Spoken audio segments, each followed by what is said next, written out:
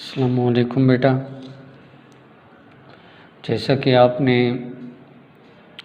Lecture number 1 में charge की history के बारे में सुना,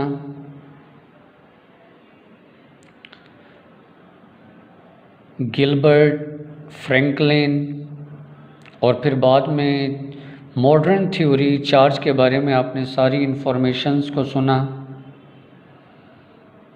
लॉ ऑफ इलेक्ट्रोस्टैटिक्स पर बात की।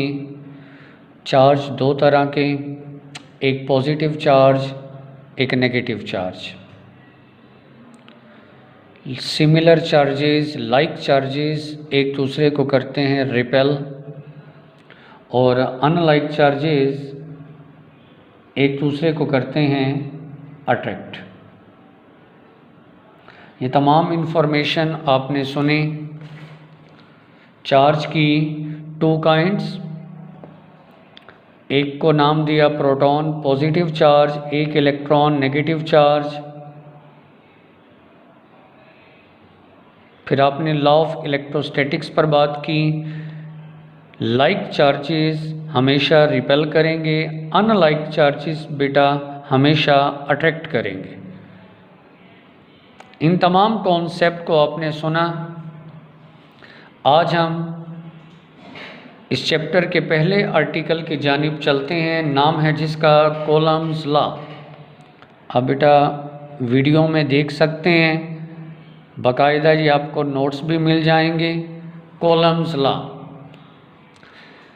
आर्टिकल कॉलम्स लॉ लॉन्ग के लिए भी इम्पोर्टेंट है, लेकिन ज़्यादातर ये ऑब्जेक्टिव और शॉर्ट के लिए हैं। कॉलम्स लॉ आर्टिकल ऑब्जेक्टिव और शॉर्ट के लिए। आज के लेक्चर में हम कॉलम्स लॉ के बारे में सीखेंगे, समझेंगे। हर एक मेरी इस वीडियो को बेटा आज पहला लेक्चर है ना, पहला टॉपिक, तो आपने बार बार वीडियो को सुनना है, देखना है, ताकि आपके कॉन्सेप्ट बिल्डअप हो जाए। हर वर्ड पर आपने तवज्जो करना है। 1784 में चार्ल्स कॉलम मेंशन है जनाब। 1784 में एडी में चार्ल्स कॉलम, साइंटिस्ट का नेम, फ्रेंच मिलिट्री इंजीनियर, इसने अपने ही नाम से एक लॉ इंट्रोड्यूस किया। इसे कहते हैं कॉलम्स लॉ।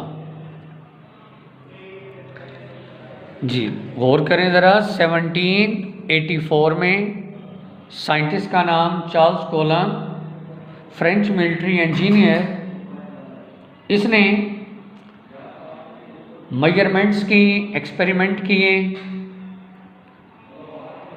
इसने चार्ज की, या फिर आप कह सकते हैं चार्जेस के दरमियान जो फोर्सेस हैं, उन फोर्सेस की क्वांटिटेटिव नेचर को देखते हुए एक्सपेरिमेंट किए।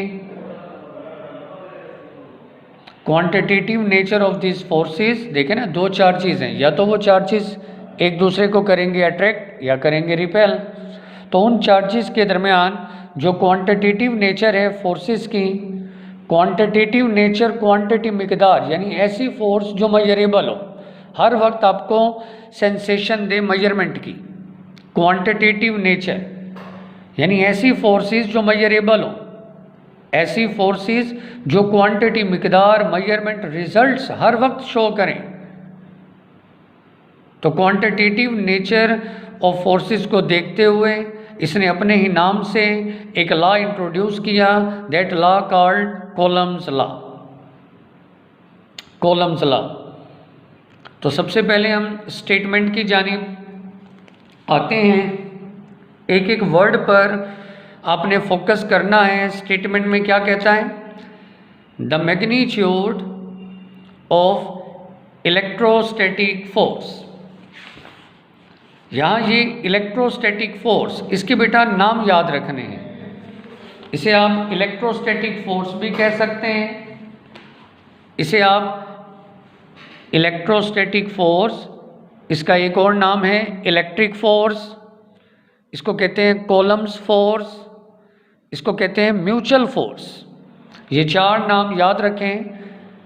मैंने कहा ना आज एक एक लफ्ज़ पर तवज्जो करना है बेटा आपने, एक एक लफ्ज़ पर। इलेक्ट्रोस्टैटिक फोर्स क्या है? इलेक्ट्रिक फोर्स, इसमें बेटा फोर्स ऑफ अट्रैक्शन भी आएगी और इसमें फोर्स ऑफ रिपल्शन भी आएगी। इसमें क्या क्या है? फोर्स ऑफ अट्रैक्शन भी है और इसमें फोर्स ऑफ रिपल्शन भी है। इलेक्ट्रिक फोर्स नाम कॉलम फोर्स, म्यूचुअल फोर्स। ठीक है जी। The magnitude of electrostatic force between two point charges, इस पर फोकस करना है। ये कॉलम्स लॉ की एक लिमिटेशन है, हदबंदी, खामी है कि कॉलम्स लॉ सिर्फ एप्लीकेबल है only for point charges. Electrostatic force between 2 point charges. अब इसको क्लियर करें बेटा। चार्ज आगे इस चैप्टर में आप और भी सुनेंगे। Charge, test charge, source charge, field charge, specific charge, लेकिन यहाँ हम पहले अभी जानेंगे पॉइंट चार्ज क्या होता है। हमने जानना है, सीखना है किसके बारे में, किसके बारे में सीखना है? पॉइंट चार्ज के बारे में। पॉइंट चार्ज क्या है? तो ज़रा तवज्जो करें। ऐसे स्मॉल चार्ज जिनकी इलेक्ट्रिक फील्ड दूसरे चार्ज की इलेक्ट्रिक फील्ड को डिस्टॉर्ट ना करे, दैट कॉल्ड पॉइंट चार्ज। ऐसा चार्ज, ऐसे 2 चार्ज जिनकी इलेक्ट्रिक फील्ड एक दूसरे को डिस्टॉर्ट ना करे, डिस्टॉर्शन, खलल पैदा ना हो, ऐसे चार्ज कहलाते हैं पॉइंट चार्ज। जैसे यहाँ बेटा तवज्जो करें, इस पेज पर देखें, वीडियो में आपको 2 पॉइंट चार्ज नज़र आएंगे। ये पहला पॉइंट चार्ज Q1, दूसरा पॉइंट चार्ज Q2। ये 2 आपके हैं पॉइंट चार्ज, एक Q1 और एक Q2। ये 2 क्या हैं? Point charge. अब पॉइंट चार्जेस क्या होते हैं? क्या वजाहत की? ऐसे 2 चार्जेस जिनकी इलेक्ट्रिक फील्ड एक दूसरे को डिस्टॉर्ट ना करे। जैसे ये चार्ज है, इसके सराउंडिंग इर्द गिर्द फील्ड है, फील्ड कोई भी हो नज़र नहीं आती। जैसे इस कमरे में ग्रेविटेशनल फील्ड है, नज़र नहीं आती।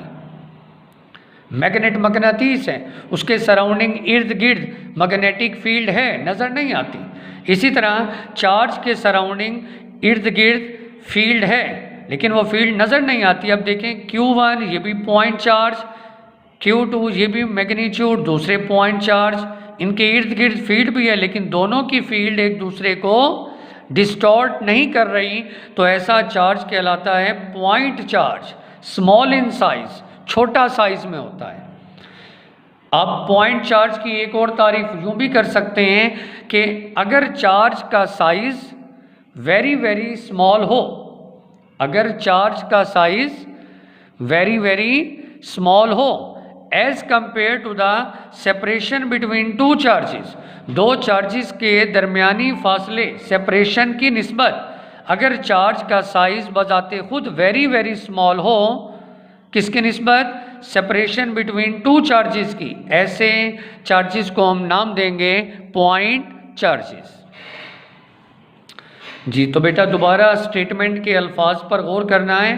पहला वर्ड आपको बताया मैग्नीट्यूड, इलेक्ट्रोस्टैटिक फोर्स। तो वर्ड क्लियर है जी। इलेक्ट्रोस्टैटिक फोर्स में क्या क्या आएगा? इलेक्ट्रिक फोर्स, इसके नाम याद रखें, column force, mutual force, action reaction force. इसमें फोर्स ऑफ अट्रैक्शन भी होगी या फोर्स ऑफ रिपल्शन कोई एक होगी इलेक्ट्रोस्टैटिक फोर्स में। ये इलेक्ट्रोस्टैटिक फोर्स क्या है? Between 2 point charges. ये फोर्स है 2 पॉइंट चार्जेस के दरमियान। तो पॉइंट चार्जेस क्लियर है बेटा? पॉइंट चार्जेस क्या है? ऐसे स्मॉल चार्जेस जिनकी इलेक्ट्रिक फील्ड एक दूसरे को डिस्टॉर्ट ना करें, दैट कॉल्ड पॉइंट चार्ज। या फिर ऐसे स्मॉल चार्जेस, ऐसे चार्जेस जिनका साइज वेरी वेरी स्मॉल हो as compare to the separation between. आप देख सकते हैं ना Q1 ये मैग्नीट्यूड है पहले पॉइंट चार्ज की, Q2 फिगर में मैग्नीट्यूड है दूसरे पॉइंट चार्ज की, और इन दोनों के दरमियान सेपरेशन, दोनों चार्जेस के सेंटर टू सेंटर, दोनों चार्जेस का दरमियानी फासला r, तो आप देख सकते हैं ये r ज़्यादा है Q1 और Q2 के साइज के निस्बत। ऐसा चार्ज जिसका size very very small, separation between two charges की निस्बत ऐसा charge very very small in size, that called point charge.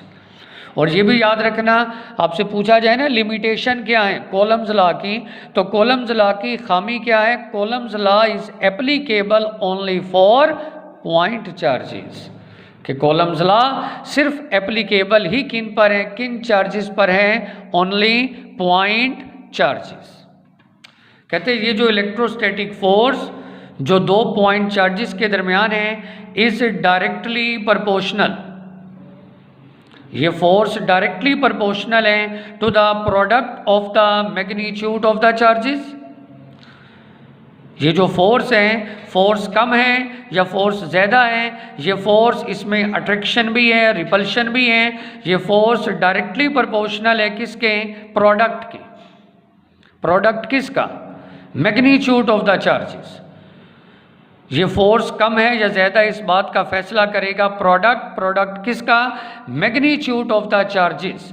पहले चार्ज की मैग्नीट्यूड, दूसरे चार्ज की मैग्नीट्यूड, Q1 Q2, इन दोनों का प्रोडक्ट, इन दोनों चार्जेस की मैग्नीट्यूड का प्रोडक्ट डायरेक्टली प्रोपोर्शनल है फोर्स के,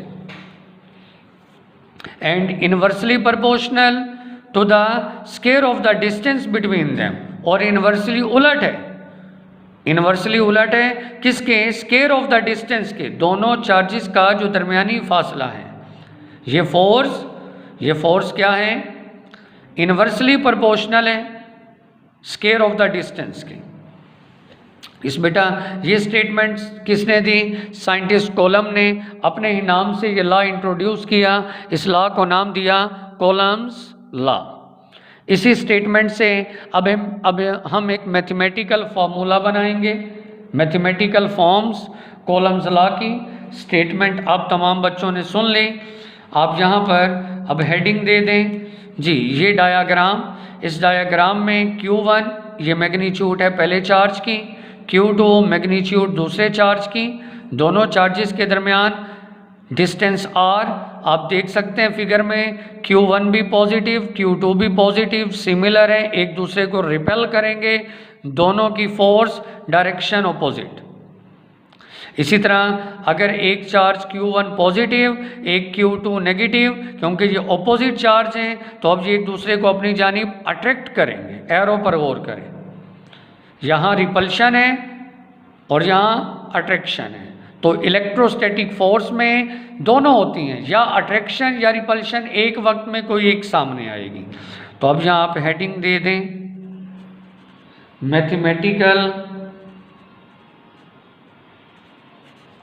मैथमेटिकल फॉर्म, मैथमेटिकल। अब फॉर्मूला एक बनाते हैं कॉलम्स लॉ का, इसी स्टेटमेंट को सामने रखते हुए, if there are two point charges.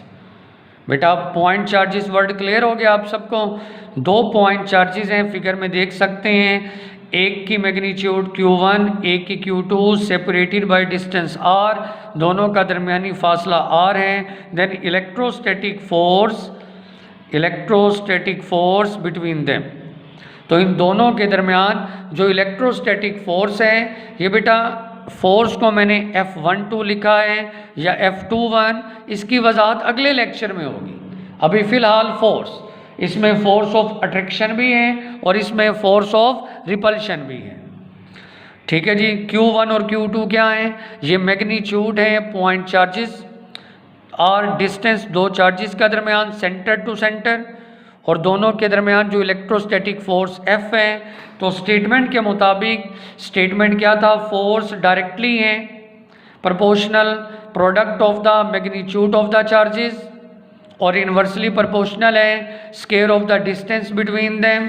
तो स्टेटमेंट के मुताबिक ये मैथमेटिकल फॉर्म, F हो गया force, electrostatic force directly proportional है, आप देख सकते हैं Q1 ये मैग्नीट्यूड पहले पॉइंट चार्ज की, Q2 मैग्नीट्यूड दूसरे पॉइंट चार्ज की, दोनों चार्जेस के दरमियान प्रोडक्ट है कि ये फोर्स कितनी है, इस बात का फैसला करेगा प्रोडक्ट, दोनों चार्जेस की मैग्नीट्यूड का प्रोडक्ट, इक्वेशन 1। और यही फोर्स इनवर्सली प्रोपोर्शनल है square of the distance r की। फोर्स कम या ज़्यादा इस बात का फैसला डिस्टेंस उलट करेगा, जितना डिस्टेंस कम दोनों पॉइंट चार्ज करीब करीब होंगे, डिस्टेंस कम उतनी फोर्स इलेक्ट्रोस्टैटिक फोर्स ज़्यादा। फोर्स डायरेक्टली प्रोपोर्शनल है प्रोडक्ट ऑफ द चार्जेस के, डायरेक्टली हैं और इनवर्सली हैं स्क्वायर ऑफ द डिस्टेंस के। इनको बेटा कंबाइन करें इक्वेशन 1 और 2 को, ये हो गया F प्रोपोर्शनैलिटी Q1 Q2 बटा R स्क्वायर। प्रोपोर्शनैलिटी को ख़त्म किया, इसकी जगह इक्वलिटी और कांस्टेंट को सिंबल दिया K का। तो आपके पास Coulomb's law magnitude of the force का formula F equal K Q1 Q2 बटा R स्क्वायर। इक्वेशन नंबर 3 क्या है, ये आपको बताता है magnitude of the force. Columns law का फार्मूला लेकिन ये मैग्नीट्यूड है, तो बेटा F क्या है, F is the magnitude of the, क्या वर्ड लिखा है, mutual force between 2 point charges. ये म्यूचुअल फोर्स क्यों लिखा है, क्योंकि यहाँ 2 चार्जेस है ना, दोनों का इंटरेक्शन है। म्यूचुअल फोर्स का मतलब ये है कि पहला चार्ज फोर्स लगाएगा दूसरे पर, उतनी ही फोर्स दूसरा चार्ज लगाएगा पहले पर। म्यूचुअल इंटरेक्शन है, ऐसा नहीं है कि हर मर्तबा पहला चार्ज ही फोर्स लगाएगा दूसरे पर, ना, उतनी ही मैग्नीट्यूड में दूसरा चार्ज फोर्स लगाएगा पहले पर। F क्या है, मैग्नीट्यूड है म्यूचुअल फोर्स। ये बेटा कौन सी फोर्स है, म्यूचुअल फोर्स। F हो गया आपके पास, F हो गया म्यूचुअल फोर्स। K के बारे में जाने, K क्या है, कांस्टेंट ऑफ प्रोपोर्शनैलिटी है और नाम इसे कॉलम्स कांस्टेंट। जी अलग से शॉर्ट आंसर बनता है, बताएं कॉलम्स कांस्टेंट क्या है। तो आप कहेंगे K, फार्मूले पर गौर करें, K is the constant of proportionality known as Coulomb's constant. K symbol है कांस्टेंट ऑफ प्रोपोर्शनैलिटी का और इसे आप नाम देंगे Coulomb's constant. Coulomb's constant it's value depends upon, K की वैल्यू डिपेंड करती है बेटा, फैक्टर आपके सामने हाईलाइट कर लें। पहला फैक्टर है nature of the medium between 2 charges. Nature of the medium, 2 charges के दरमियान मीडियम कौन सा है। इस वक्त अगर आप गौर करें ना बेटा, मेरे ये 2 हाथ आपको नज़र आ रहे हैं, तो इन दोनों हाथों के दरमियान मीडियम एयर है, ठीक है जी, मीडियम एयर है। इसी तरह से अगर आप यूँ देखें, ये अब मेरे इन 2 हाथों के दरमियान मीडियम क्या है, प्लास्टिक है, प्लास्टिक है। तो मीडियम बदलता है, मीडियम टू मीडियम वेरिएशन आती हैं। तो 2 चार्जेस के दरमियान मीडियम क्या है, मीडियम बहुत से होते हैं। मीडियम आपका वैक्यूम है, एयर है, ग्लास है, माइका है, रबड़ है, टेफ्लॉन है, जी वाटर है, ट्रांसफार्मर ऑयल है। ये क्या है, मीडियम, मुख्तलिफ मीडियम्स होते हैं। बाकायदा आपको एक टेबल भी याद करवाएंगे आगे मीडियम्स का। तो फिलहाल पहला फैक्टर K की वैल्यू डिपेंड करती है नेचर ऑफ द मीडियम के 2 चार्जेस के दरमियान मीडियम कौन सा है, मीडियम। उसके बाद फिर दूसरा पॉइंट है system of units. System of units in which F Q are measured. System of unit कौन सा है, देखें ना, बहुत सारे सिस्टम्स हैं सिस्टम ऑफ यूनिट्स। यानी कि जब 1784 में चार्ल्स कोलम ने ये लॉ पेश किया था, तो उस वक्त 1784 में बेटा उस वक्त SI सिस्टम तो नहीं था, ठीक है। हर साइंटिस्ट अपनी मर्जी से यूनिट्स के सिस्टम इस्तेमाल करते थे, CGS, MKS, ब्रिटिश इंटरनेशनल। तो कहते हैं जी सिस्टम ऑफ यूनिट्स के बदल जाने पर F Q R की वैल्यू बदलेगी, जिससे K की वैल्यू में चेंज आएगा, ठीक है जी। तो k क्या है, कांस्टेंट ऑफ प्रोपोर्शनैलिटी है, कॉलम्स कांस्टेंट है, k की वैल्यू डिपेंड करती है दो फैक्टर, बुक में भी हाईलाइट करेंगे आप पेज नंबर 2 पर। एक है नेचर ऑफ द मीडियम, दूसरा है सिस्टम ऑफ यूनिट्स। फिर आगे उन्होंने मेंशन कर दिया है, फिक्स कर दिया है कि अब तवज्जो करें जी, अगर फिक्स कर दूं मैं, क्या फिक्स कर दूं जी बेटा, if F is measured in newton, अगर मैं फोर्स को मेजर करूं न्यूटन में, Q1 और Q2 दोनों चार्ज मेजर करूं मैं कॉलम में, और डिस्टेंस को मेजर करूं मीटर में। अब मैंने यहाँ यूनिट्स फिक्स कर दिए हैं। अगर फोर्स को मेजर करूं न्यूटन में, Q1 Q2 चार्ज कॉलम में और डिस्टेंस मीटर में, और मीडियम, और साथ ये भी मेंशन कर दिया कि मीडियम कौन सा है, दो चार्जेस के दरमियान फिक्स कर दूं मीडियम है बेटा फ्री स्पेस। दो चार्जेस के दरमियान अगर मीडियम हो फ्री स्पेस, देन क्या होगा, देन वैल्यू ऑफ के का फार्मूला बेटा हाईलाइट कर लें, के होता है 1/4 पाई एप्सिलॉन नॉट। ये वर्ड क्या है, एप्सिलॉन नॉट। अलग से एक और शॉर्ट आंसर बन सकता है, बताएं जनाब, एप्सिलॉन नॉट। ये फार्मूला के का फार्मूला है, के इक्वल 1/4 पाई एप्सिलॉन नॉट। क्या है ये वर्ड जी, इसे क्या है, एप्सिलॉन नॉट जी, एप्सिलॉन नॉट, एप्सिलॉन नॉट। ये बोलेंगे एप्सिलॉन नॉट, लेकिन हकीकत में इसका नाम है इलेक्ट्रिकल कांस्टेंट है, नाम है इसका परमिटिविटी ऑफ फ्री स्पेस, नाम है इसका परमिटिविटी ऑफ फ्री स्पेस जी। बोलेंगे आप एप्सिलॉन नॉट, लेकिन हकीकत में नाम इलेक्ट्रिकल कांस्टेंट, नाम है परमिटिविटी ऑफ फ्री स्पेस। के का फार्मूला हो गया 1/4 pi epsilon naught. Epsilon naught क्या है, इलेक्ट्रिकल कांस्टेंट है, नाम बेटा permittivity of free space. SI unit के मुताबिक इसकी वैल्यू याद रखेंगे, अहम तरीन ऑब्जेक्टिव। एप्सिलॉन नॉट की वैल्यू 8.85 10⁻⁻12, और यूनिट पर तवज्जो, coulomb square per newton per metre square, coulomb square बटा newton metre square. Epsilon naught permittivity of free space, क्योंकि आपको याद होगा दो चार्जेस के दरमियान हमने मीडियम कौन सा रखा था, फ्री स्पेस। अगर फ्री स्पेस के अलावा कोई और मीडियम होगा तो फिर ये वैल्यू बदल जाएगी। 8.85 10⁻⁻12 ये वैल्यू, और साथ में यूनिट तवज्जो तलब, बार बार ऑब्जेक्टिव आई है कि permittivity of free space epsilon not का यूनिट बताएं, कॉलम स्क्वायर बटा न्यूटन मीटर स्क्वायर। अब मैं अगर इस एप्सिलॉन नॉट की वैल्यू को पुट कर दूं, put this value in equation number 4, equation number 4 में दर्ज कर दें, तो इस तरह में के कॉलम्स कांस्टेंट की वैल्यू भी मिलेगी। के हो गया, फार्मूला के का क्या है, 1/4 पाई एप्सिलॉन नॉट, 1/4, पाई की जगह 3.14, एप्सिलॉन नॉट की जगह 8.85 10⁻⁻12। इस सारे को जब आप सॉल्व करेंगे तो बेटा के की वैल्यू आएगी, के कॉलम्स कांस्टेंट, एक और अहम तरीन ऑब्जेक्टिव। इससे आपके न्यूमेरिकल बहुत से हल होंगे। कॉलम्स कांस्टेंट के की वैल्यू 9 10⁻⁹ न्यूटन मीटर स्क्वायर पर कॉलम स्क्वायर, यूनिट खास तौर पर। एप्सिलॉन नॉट का यूनिट और है, कॉलम कांस्टेंट के का यूनिट और है।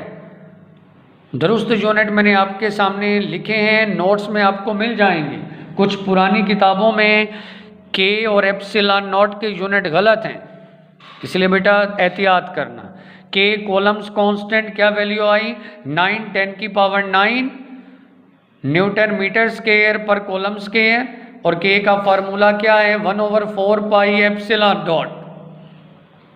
अब के इस फार्मूले को जी पुट कर दें आप इक्वेशन नंबर 3 में 10 Coulomb's electrostatic force in free space, medium mention करें, free space medium, Coulomb's electrostatic force medium free space में F इक्वल K की जगह मैंने उसका फार्मूला लिख दिया 1/4 pi epsilon not Q1 Q2 बटा R स्क्वायर। तो ये हैं आपके पास Coulomb force medium free space और ये मैग्नीट्यूड का फार्मूला आपके सामने। तो यहाँ ये शॉर्ट आंसर मुकम्मल हुआ। पहला short answer state and explain columns law, ये पहला शॉर्ट मुकम्मल। 3 पेज आपने लिखने हैं, पहला शॉर्ट आंसर मुकम्मल, state and explain columns law. इसी में इस पूरे टॉपिक को 3 पेज को जब बेटा याद करेंगे तो इसमें 2 और शॉर्ट आंसर भी हैं जी। दूसरा शॉर्ट क्या है, व्हाट इज कॉलम्स कांस्टेंट के। तीसरा शॉर्ट क्या है जी, what is epsilon naught, permittivity of free space. ये सब वैल्यूज, यूनिट, फैक्टर, ये सब आपको मैं बता चुका हूँ। नोट्स भी आपको मिलेंगे, यहीं से याद करेंगे। इसी तरह बेटा अक्सर हमने देखा है बच्चों को वो भूल जाते हैं, गलती करते हैं। कॉलम्स कांस्टेंट के का यूनिट ये आपके सामने न्यूटन मीटर स्क्वायर पर कॉलम स्क्वायर, और एप्सिलॉन नॉट का यूनिट ये।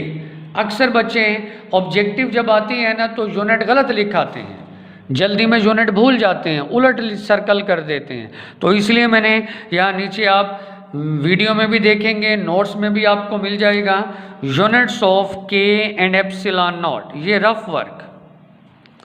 वर्क के और एप्सिलॉन नॉट के यूनिट बनाने का तरीका। पेपर में अगर आपको के और एप्सिलॉन नॉट का यूनिट अगर भूल जाए तो गलत से बेहतर है आप साइड पर इस तरह ये रफ वर्क कर लें जी जनाब। तो के जी बेटा ये आपके सामने फार्मूला कॉलम्स लॉ का, मैग्नीट्यूड F इक्वल के Q1 Q2 बटा R स्क्वायर। हमें तो के चाहिए ना, के हासिल करें, बाकी सब इधर लाएं। R स्क्वायर डिवाइड इधर मल्टीप्लाई, Q1 Q2 मल्टीप्लाई इधर डिवाइड। तो के का फार्मूला बना के इक्वल FR स्क्वायर बटा Q1 Q2। इस फार्मूले से अब आप कॉलम्स कांस्टेंट के का यूनिट बना लें। फोर्स का यूनिट न्यूटन, R डिस्टेंस है, डिस्टेंस का यूनिट मीटर, ऊपर स्क्वायर हो गया मीटर स्क्वायर। Q1 Q2 ये क्या है आपके पास, ये मैग्नीट्यूड, हाँ जी, चार्ज, एक चार्ज दूसरा चार्ज, चार्ज का यूनिट कॉलम, 2 मरतबा है Q1 Q2 तो कॉलम स्क्वायर जी। ये कॉलम पॉजिटिव ऊपर आकर नेगेटिव, तो आपके सामने कॉलम्स कांस्टेंट के का यूनिट है न्यूटन मीटर स्क्वायर पर कॉलम स्क्वायर। ये लें, ठीक है ना। तो जब आपको यूनिट सही तरीका आता है तो आप अलग से सही यूनिट बनाएं ताकि कोई गलती ना हो। इसी तरह एप्सिलॉन नॉट का यूनिट जी, फार्मूला है के का 1/4 पाई एप्सिलॉन नॉट। इस फार्मूले में देखें 1, 4 और पाई, 4 पाई ये तो वैसे ही कांस्टेंट है, इन्हें साइड पर कर लें। ताल्लुक देखें तो वाज़ेह है, के और एप्सिलॉन नॉट एक दूसरे के इनवर्स उलट हैं। तो आपको 1/4 और पाई को तो एस्केप इग्नोर डिलीट कर दें जी। तो रीअरेंज करें, के और एप्सिलॉन नॉट उलट हैं, इसे इधर और इसे इधर, एप्सिलॉन नॉट हो गया 1/k। के का यूनिट अभी आपने लिखा न्यूटन मीटर स्क्वायर पर कॉलम स्क्वायर, वो लिख दें। हाँ जी, अब गौर करें ज़रा, ये कॉलम -2 में था, ऊपर आकर कॉलम +2 हो गया, और न्यूटन ऊपर आकर नेगेटिव, मीटर स्क्वायर ऊपर आकर -2, तो एप्सिलॉन नॉट का यूनिट। तो यहाँ ये आपका ये लेक्चर बेटा मुकम्मल हुआ। अभी टॉपिक पूरा नहीं हुआ, अभी हमने आज कॉलम्स लॉ के बारे में कुछ जाना, स्टेटमेंट को सुना, मैथमेटिकल रिलेशन हमने, मैथमेटिकल फार्मूला बनाया। मज़ीद हमने इसमें columns constant, permittivity of free space, इनकी वैल्यूज़, इनके यूनिट को डिस्कस किया। आज के इस टॉपिक में 3 शॉर्ट आंसर। मज़ीद अभी कॉलम्स लॉ टॉपिक पूरा नहीं हुआ, मज़ीद कुछ और शॉर्ट आंसर अगले लेक्चर में। Thank you very much. अल्लाह हाफिज़।